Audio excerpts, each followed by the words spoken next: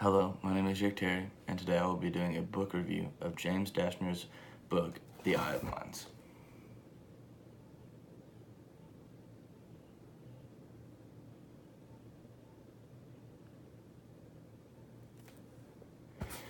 This book is about Michael and his two friends on a mission in the Burnett. Michael and his two friends Sarah and Bryson go through many problems throughout their missions. First off, I'll start off by reading a passage starting on page 116. He spun and leaped into the air, swinging his arms up as he did. He swatted at the barrels of the two guns, tipping them toward the ceiling just as the girl pulled the triggers. Twin booms thundered in the air. Pellets riddled the ceiling and walls, breaking glass and splintering wood.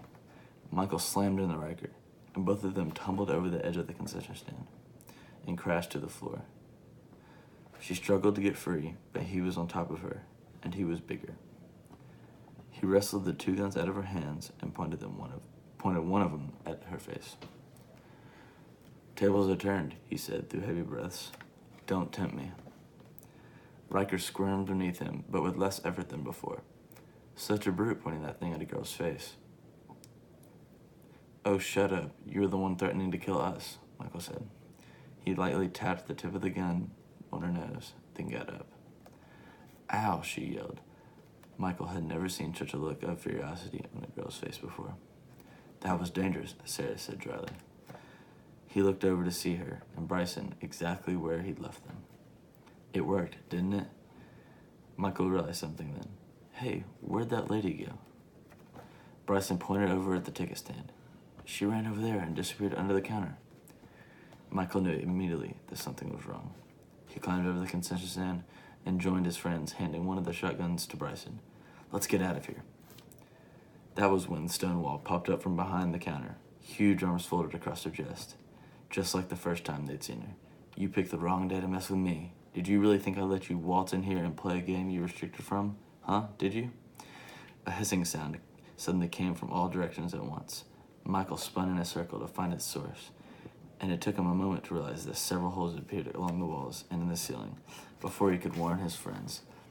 Thick lengths of black rope were shooting out, slithering through the air like flying snakes.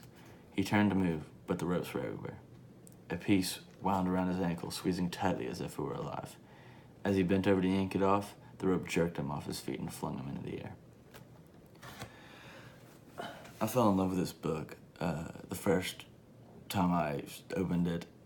I understand what the author is trying to say or explain 100% of the time, and it is very easy to read for me. Also, this book grabs your attention a lot with many cliffhangers and with its events that happen throughout the book. I love how this book gets your attention with its descriptive writing and very interesting plot. The plot correlates to today's society in America with our technology and the people who play video games that's very similar to reality. I have always been interested in the idea of a dystopia and living a secondary life within a game or in another universe or world. In this book, the people step into a bed/coffin and get to enter the game inside of another body. You can either look like yourself or describe what you want yourself to look like. And they get to have limitless lives and walk around and interact with people and play other games throughout this game. But they get to feel the pain as if it were real life. And this is called the Burnett. The whole game is called the Burnett.